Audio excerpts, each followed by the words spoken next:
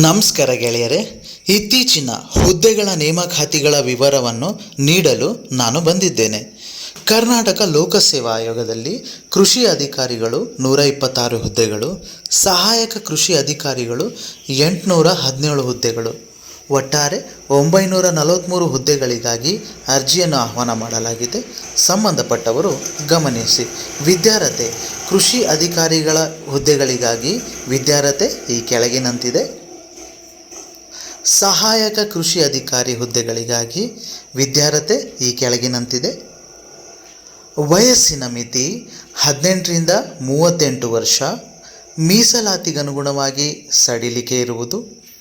ಅರ್ಜಿ ಶುಲ್ಕ: ಸಾಮಾನ್ಯ ವರ್ಗ 600 ರೂಪಾಯಿ, 2A 2B 3A 3B ಅಭ್ಯರ್ಥಿಗಳು 300 ರೂಪಾಯಿ, ಮಾಜಿ ಸೈನಿಕ ಅಭ್ಯರ್ಥಿ 50, SC ST ಅಂಗವಿಕಲ ಪ್ರವರ್ಗ 1 ಅಭ್ಯರ್ಥಿಗಳಿಗೆ ಶುಲ್ಕದಲ್ಲಿ ವಿನಾಯಿತಿ. ನೇಮಕಾತಿ ವಿಧಾನ: ಸ್ಪರ್ಧಾತ್ಮಕ ಪರೀಕ್ಷೆ ನಡೆಸಿ ನೇಮಕಾತಿ ಮಾಡಲಾಗುವುದು. ಅರ್ಜಿ ಸಲ್ಲಿಸಲು ಕೊನೆಯ ದಿನಾಂಕ 7 ನವೆಂಬರ್ 2024. ಕೆಳಗೆ ಕೊಟ್ಟಿರುವ ವೆಬ್ಸೈಟ್ ಪ್ರವೇಶಿಸಿ ಅರ್ಜಿಯನ್ನು ಸಲ್ಲಿಸಬೇಕಾಗಿ ವಿನಂತಿ. ಅರ್ಜಿ ಸಲ್ಲಿಸುವ ಮುನ್ನ ಅಧಿಸೂಚನೆಯನ್ನು ಸಂಪೂರ್ಣವಾಗಿ ಓದಿ, ತಪ್ಪದೇ ಓದಿ. ಧನ್ಯವಾದಗಳೊಂದಿಗೆ.